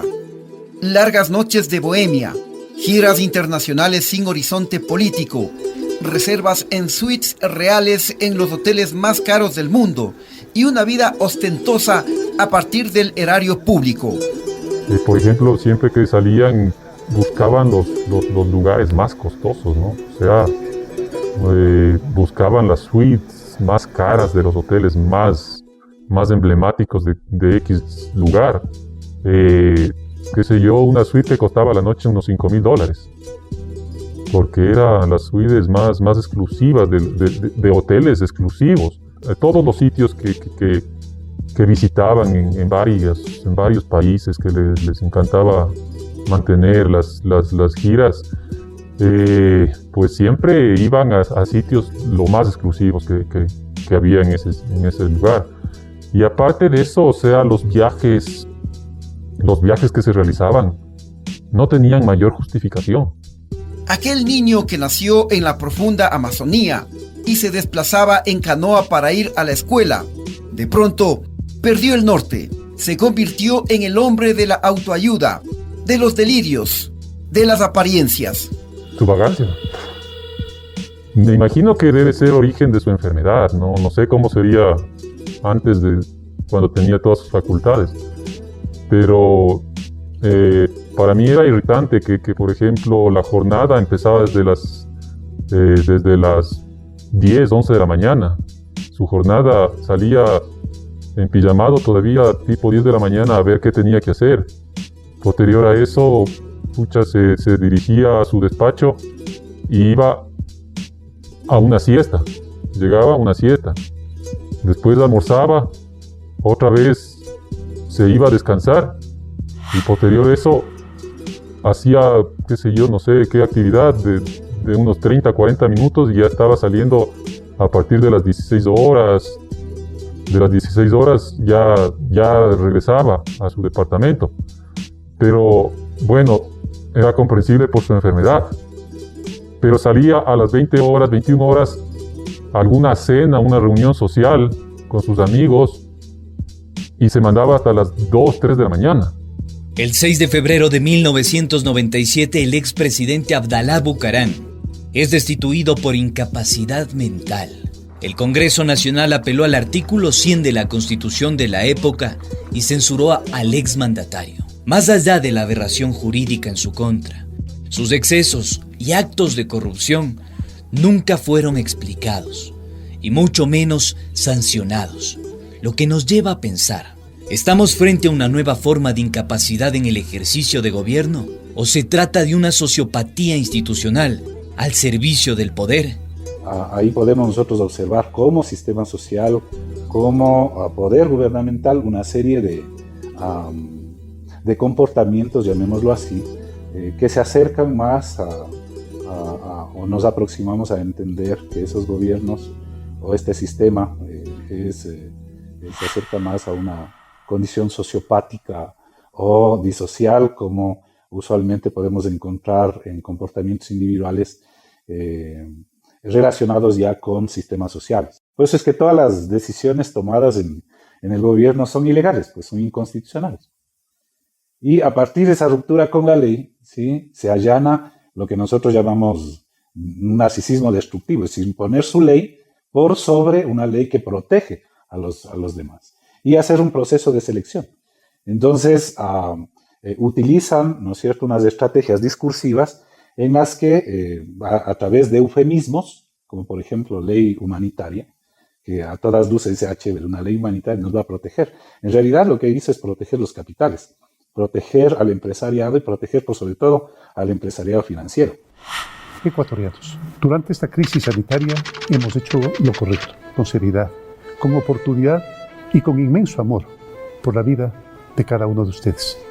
Tengan la seguridad de que ningún esfuerzo de hoy, ningún esfuerzo que hagamos hoy, ninguno de los esfuerzos que hemos hecho será en vano. Marcelo se siente melancólico, está triste y no es para menos. Nunca me sentí viejo, nunca. Pero ese día me vi al espejo y me sentí viejo, no acabado por ser viejo, pero ahí es cuando entró el apoyo de mi familia, de mis hijos, y decía, ¿qué voy a hacer? Y llora de la impotencia, porque dice que no es justo, porque las cosas no tenían que pasar así. Este hombre de 53 años le dedicó casi la mitad de su vida a trabajar en un reconocido restaurante. Era capitán de meseros hasta el 29 de abril, cuando lo suspendieron de su trabajo. Y de ahí las malas noticias continuaron. Fue despedido a través de un mensaje de WhatsApp y con una cantidad que no llega ni siquiera al salario básico. La gestión de Moreno se ha combinado con el desempleo, la indolencia y la muerte. No solo en pandemia. Este pacto con el diablo del que habla Weber se reflejó con claridad en el paro nacional de octubre de 2019. Después de 11 días de protesta social debido al retiro del subsidio a los combustibles, el gobierno pretendió exterminar cualquier forma de oposición, beligerancia o resistencia. Con balas apuntando a la cabeza, intentaron sostener a un Estado fallido. Me doy cuenta y estamos conscientes de que fue un intento de homicidio hacia mi persona por parte del Estado ecuatoriano, que son los encargados de cuidarnos. Ahí intentaron asesinarme. Es porque el primer disparo que recibo es aquí a la altura del corazón, en la costilla 4, contando desde arriba. El segundo impacto, por unos 3-4 minutos de diferencia, es 2,5-3 centímetros más abajo. Después del tercer disparo es en la ingle, junto a la vena femoral. Por esta situación me llevaron, fui atendido en el Hospital Carlos Andrade Marín. Esto fue el 4 de octubre. El día 12 de octubre es el último, un día antes de que se acabe el paro, es el último disparo y ya que le tomamos bastante en serio, porque ahí ya fue en la cabeza, en el lóbulo frontal se ha sabido llamar. Apenas yo he sido trasladado al Hospital Eugenio Espejo, me atendieron. Me trataron de estabilizar porque ya los signos vitales no los tenía.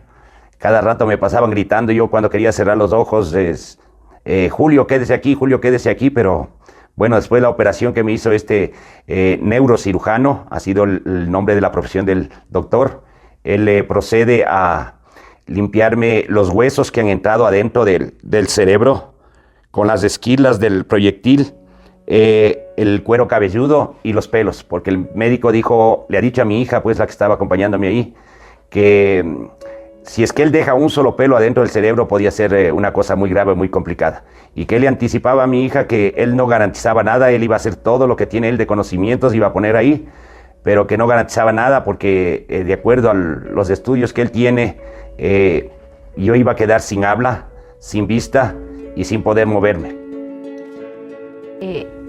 En octubre lo que busca el régimen de Moreno es seguir minando los liderazgos de la Revolución Ciudadana. Mira tú, habían ido contra la primera línea del liderazgo de la Revolución Ciudadana.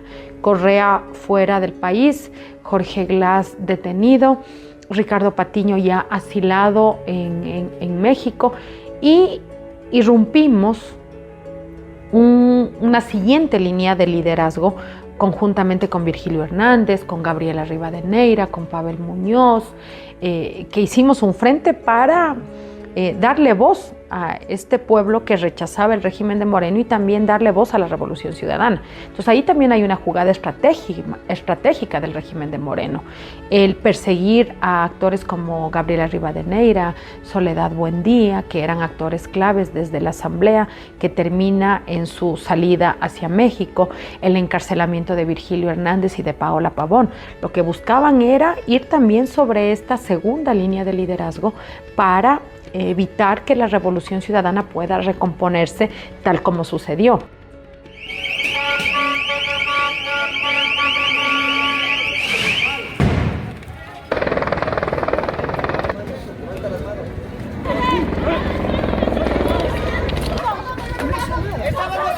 ¡Que se vaya a la casa! ¡Que se vaya! Nosotros estamos luchando, estamos gritando. ¡Fuera, Moreno, fuera! ¡Fuera, Moreno, fuera! ¡Fuera, Moreno, fuera! ¡Fuera, Moreno, fuera! ¡Fuera, Moreno, fuera! Resulta insensato pensar que la traición, deslealtad o felonía dentro de un partido político alcanza para explicar el giro súbito de Lenín Moreno, o las 50.000 muertes en pandemia, los 50.000 niños expulsados del sistema escolar, el 1,5 millones de desempleados, las cárceles convertidas en verdaderas carnicerías, una crisis institucional sin precedente, corrupción galopante y un país al filo de la democracia. Hay variables que todavía no se han contemplado.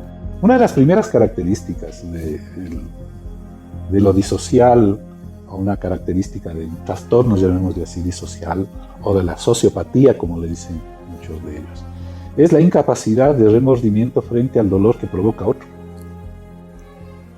Y una de las características que nosotros encontramos en todos los gobiernos neoliberales es ese. Es decir, no sienten remordimiento frente al sufrimiento que han causado a millones de personas. Es decir, no solamente son los muertos o son los enfermos, son los desempleados. Está ahí también registrado el tema del suicidio. El nivel de suicidio aquí es altísimo. La violencia también alcanzó la cúspide con Moreno. La tasa de homicidios creció en un 17%. Los feminicidios se elevaron en un 20%. Entre 2017 y 2020 se asesinaron de manera violenta a 478 mujeres, muchas de ellas madres, niñas y adolescentes. La crisis carcelaria de 2019-2021 también forma parte de esa sociopatía institucionalizada. Una verdadera masacre cobró la vida de 108 personas privadas de libertad.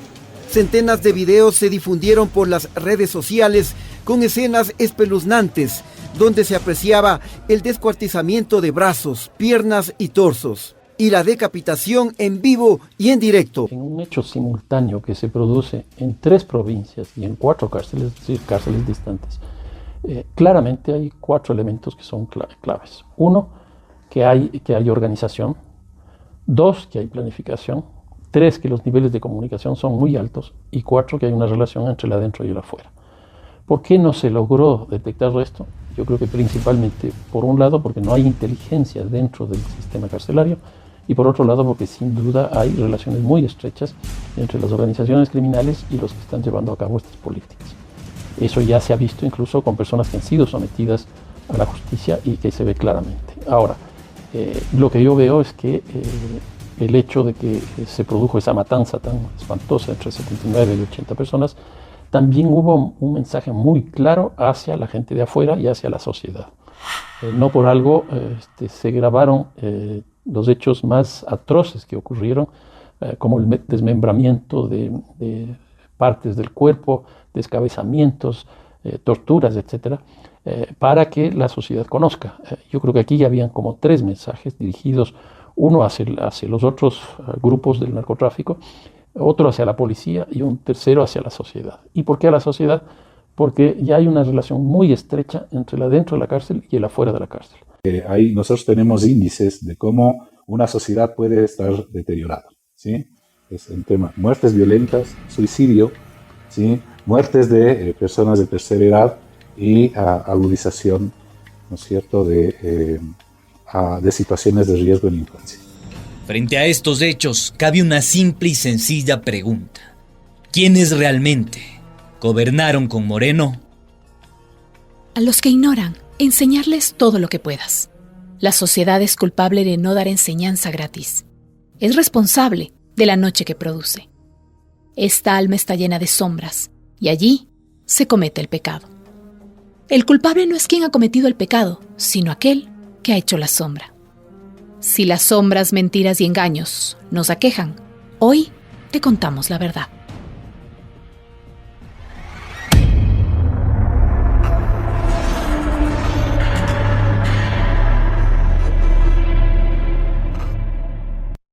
Los sucesos en Ecuador reavivan las dudas. ¿Existió una estructura jerárquica y organizada para la ejecución de delitos? ¿Hasta dónde llega la autoría directa, indirecta o la complicidad? ¿Por qué el Estado ecuatoriano ha actuado al margen de la ley? Lo que va a haber son funcionarios, dignatarios que abusan de su mandato, cometen delitos, causan daño o son incompetentes. Pero cada uno en su función, y respecto de cada uno tiene que ser una evaluación, porque de lo contrario entraríamos en una cosa tan loca como que incluso las 3 funciones del Estado podrían estar, digamos que confabuladas para un desastre nacional.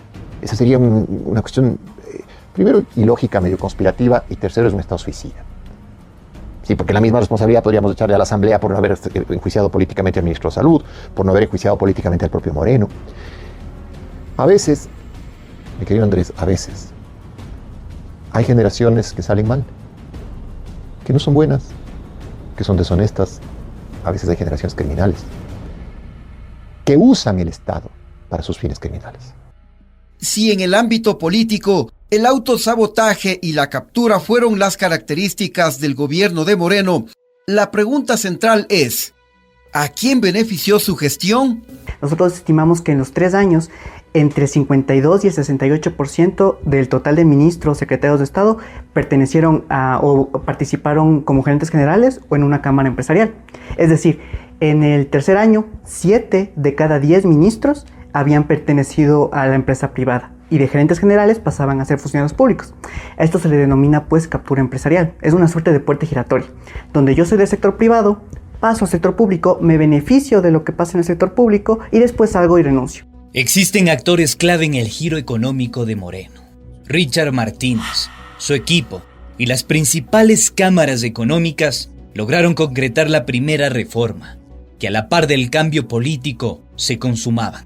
La ley para el fomento productivo, atracción de inversiones, generación de empleo, estabilidad y equilibrio fiscal.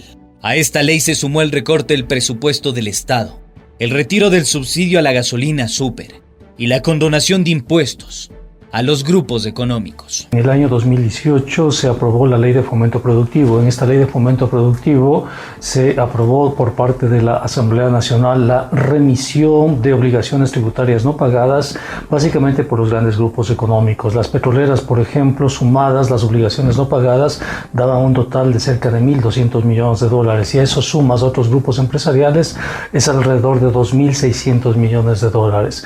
Pero si a eso sumas el riesgo moral, electorales, si eso sumas la condonación con respecto a la seguridad social, etcétera, da un volumen de alrededor de 4.000 millones de dólares.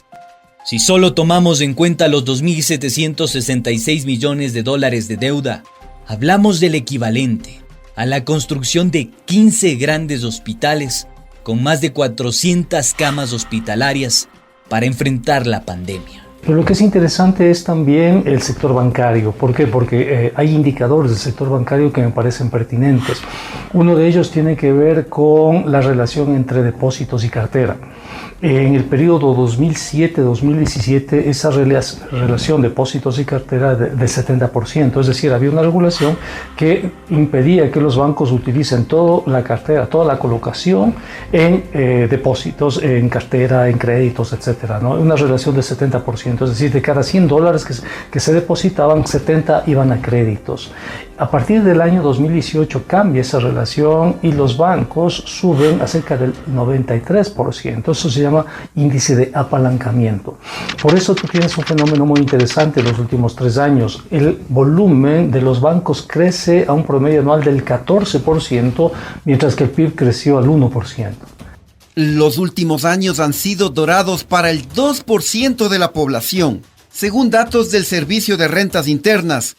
Entre 2019 y 2020, la acumulación de riqueza de 27 grupos económicos creció en 28.000 millones de dólares. Vemos claramente cómo la riqueza aumenta en aproximadamente 4.96%, mientras que el Ecuador casi que no crece nada, no supera el 0.05%. ¿Qué quiere decir esto? Que hay una brecha, mientras las élites económicas crecen su riqueza, el Ecuador se estanca. Y es porque todas las leyes están beneficiando a estos sectores y perjudicando al resto de la población. Entonces, la riqueza de ellos pasa aproximadamente de 118.000 millones de dólares a 124.000 millones de dólares. Richard Martínez es la clara expresión del enfoque que tuvo la política pública. El entonces ministro, quien llegó al gobierno auspiciado por el Comité Empresarial Ecuatoriano y por el poder de la banca, promovió entre 2019 y 2020 créditos con el Banco Interamericano de Desarrollo a favor de entidades privadas.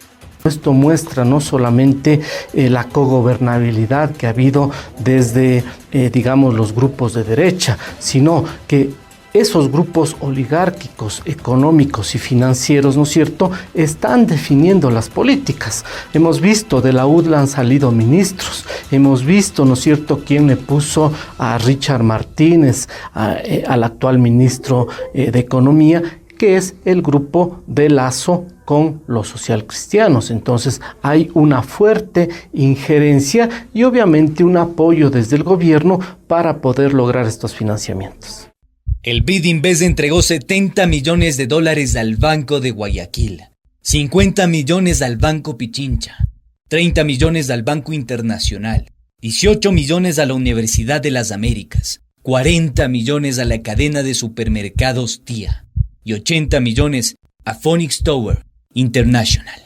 Lo cierto es que entre 2019 y 2020 estos bancos y agentes privados sacaron de la economía nacional 329 millones de dólares, según el Servicio de Rentas Internas. La banca privada y los grupos empresariales que accedieron a estos créditos se beneficiaron de tasas de interés preferenciales. ¿Cómo funciona esto? El BID le entrega el crédito al 4% y luego el Banco de Guayaquil, que fue uno de los beneficiarios, entrega el 25% porque va direccionado a microcrédito. Entonces ahí viene todo el beneficio que obviamente ellos van obteniendo. Cuando se gobernaba para el pueblo, esos créditos venían a la banca pública y se entregaba, recuerda, en los créditos bajos, casi a la misma tasa que le prestaban al Ecuador. Buscamos un pronunciamiento de la Asociación de Bancos Privados del Ecuador, del Banco Guayaquil, del Banco Pichincha y de la UDLA, pero se negaron a conceder la entrevista.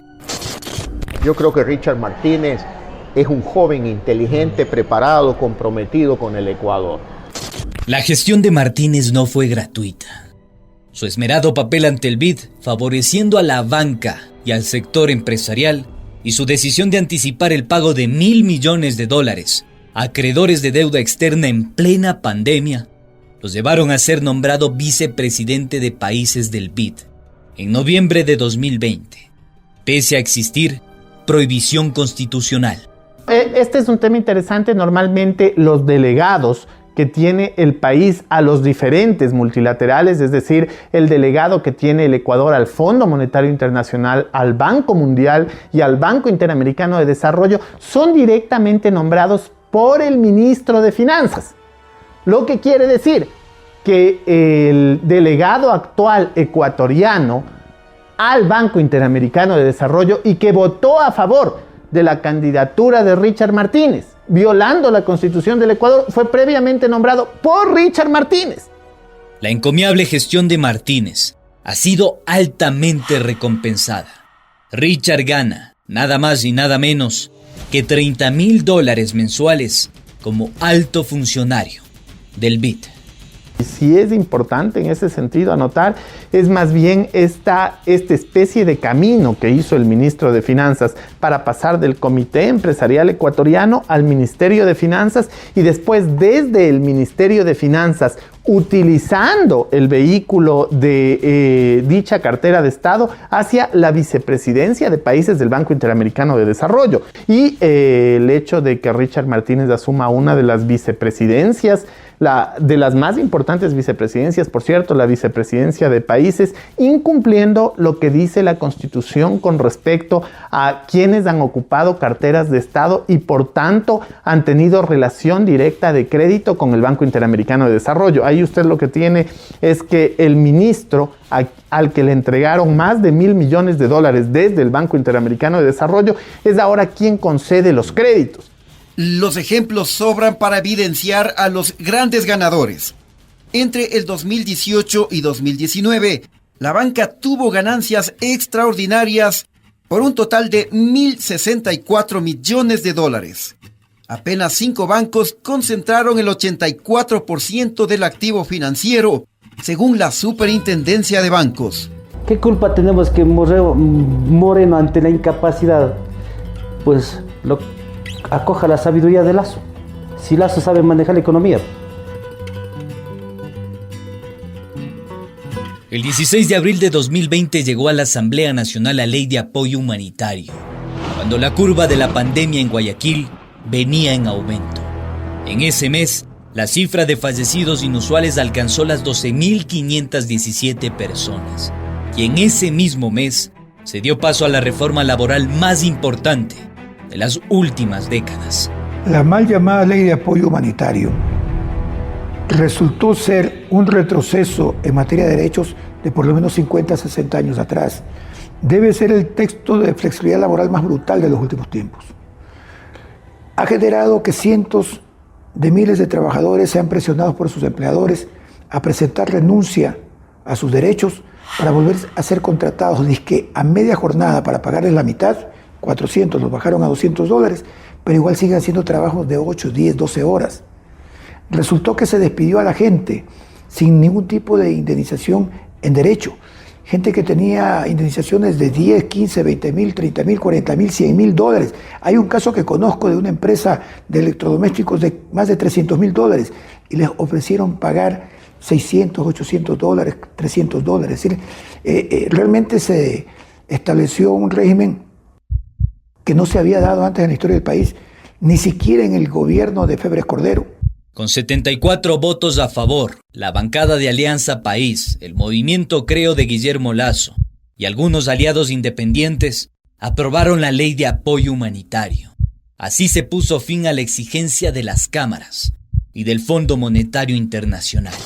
Pero usted tiene que tomar en cuenta que cuando usted contrata a una persona, el costo de la contratación termina, usted llega a un acuerdo de pagarle a una persona $100 y usted después termina pagándole a esa persona alrededor de $135. ¿Por qué? Porque evidentemente tiene que pagar el aporte al IES, que implica un 20,6%. Usted tiene que, si genera utilidades, pagar el 15% de las utilidades. Usted tiene que pagar un 13º sueldo. Usted tiene que pagar un 14º sueldo. Entonces, en el Ecuador no se trata solo de simplemente contratar a una persona, eso implica que tiene mucho más costos. También el Ecuador tiene una carga fiscal y tributaria altísima, porque al rato solo se habla de la la carga tributaria del ISD, del anticipo del impuesto a la renta, del impuesto a la renta. Pero más allá de eso, ya le mencioné que tiene que aportar al IES, que tiene que pagar utilidades, que tiene que pagar décimos. Entonces, pues le voy a decir otra cosa, comparémonos con el resto de la región. En Perú y en Colombia ya se trabajan jornadas de hasta 48 horas, Lenin. La fuerza mayor se impuso sobre los trabajadores. El ministro de Trabajo, Andrés Itz, no solo que emitió el Acuerdo Ministerial 113, que redujo la remuneración y la jornada laboral, sino que dio luz verde al desempleo. Soy una de las perjudicadas que nos votaron con el tema de la pandemia. La empresa sigue funcionando, sigue abriendo locales, tiene muchos locales adicionales después de la pandemia, o sea, no es que cerraron, porque con el código que nos votaron a nosotros, como 200 empleados que nos votan directamente con ese código. Ese código es interpretado, es terminar la razón laboral, pero cerrando locales y dándose a la quiebra, se podría decir, la empresa. Eso no está pasando, ellos siguen trabajando, tienen la empresa, es Almacenes Japón, Orbi Hogar, Samsung Store. Bueno, ahora sí me vas a hacer llorar. A ver, tienes de alguna manera tienes un nombramiento fijo. Y en ese contexto de un nombramiento fijo, tú proyectas tu vida. Decides tener un guagua, decides comprarte una casa y tienes deudas que pagar. Y un día te dicen ya no. Y tu planificación ya no es la misma. Aunque hasta la fecha no existen datos oficiales sobre el desempleo, el último balance emitido por el INEC en agosto de 2020 señala que 1 millón de personas perdieron su trabajo. No creo que ahí esté reflejado todo por una situación. Porque, por ejemplo, muchos de los compañeros se dieron cuenta que iban donde el inspector del trabajo. El inspector del trabajo cogía la denuncia, iba donde el empleador si quería acudía, si no quería no acudía, si quería mandaba la información, si no quería no mandaba la información, le aplicaban una multa pequeña y hasta ahí llegaba el inspector del trabajo. El inspector le decía al trabajador, en razón de que el empleador no ha acudido, será sancionado y usted tiene derecho a exigir sus derechos por la vía judicial. Un análisis más profuso de lo que ocurrió con el tema del desempleo, según las encuestas por más limitadas que sean del INEC, muestra que la mayor parte del desempleo, casi el 23%, se debe a despido intempestivo. Por otro lado, las denuncias al Ministerio del Trabajo por despido intempestivo aumentaron en un 487%. Centenas de empresas nunca cerraron sus puertas y aprovecharon la pandemia para despedir y reformular las condiciones laborales. Trabajadores con 20 y 30 años de servicio recibieron liquidaciones de entre $200 y $600. Sí, se ampararon en la ley humanitaria, en el famoso artículo 169, lo cual para acá, al consorcio ITLS, a la revisión técnica vehicular, no es aplicable, por cuanto ellos, hasta el último día que se operó, el municipio les facturó el total de las revisiones. Y no estamos hablando de poco dinero, sino de millones de dólares. Y por ende, tenían que habernos liquidado. Incluso hace como 2 años que terminó el contrato formalmente con el municipio, las operadoras con el municipio tenían que habernos liquidado, pero no lo hicieron. Más bien aprovecharon los 2 años que les dieron, como se dice, de gracia facturando para recoger todo lo que pudieron. Y en eso hubo recortes de sueldos, de horas extras, gastos hasta lo más mínimo. Y todo lo demás se llevaron ellos. Ahora vamos también al ámbito de las personas, es decir, los dueños, socios y accionistas de los grupos económicos. Un análisis de sus ingresos mensuales permite observar cómo si en 2016 obtenían ingresos superiores a $36,000 mensuales, $37,000 mensuales, en 2019 pasan a tener más de $60,000 mensuales, ¿no? Un incremento de 23%.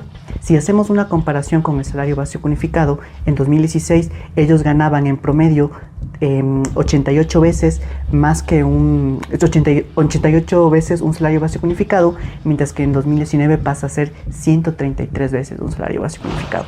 Otra de las desgarradoras noticias fue el manejo de la pandemia, en el que estuvo de por medio la vida de los ecuatorianos. Lenin priorizó la defensa de su círculo. Familiares, amigos, periodistas, empresarios y banqueros formaron parte de la lista VIP de vacunados contra la COVID-19. Las consecuencias de su gobierno inepto y corrupto han sido la muerte de los ciudadanos por su ignorancia intencional. Matizo esto. Pudo habérsele cruzado por la cabeza que habrían muertes, no le importó. Obró bajo el entendido de que a lo mejor no ocurran, pero ocurrieron. Y como ocurrieron, tiene que ser juzgado. El gobierno Moreno es un gobierno asesino y Moreno es responsable. Este es el retrato del gobierno de todos. Adicto al poder, a la exclusión y al acaparamiento. Los ecuatorianos siguen a la espera de que la justicia, por fin, reine en sus vidas. Hay en el mundo dos clases de seres que se estremecen profundamente. La madre que encuentra a su hijo y el tigre que encuentra a su presa. Esta historia continuará.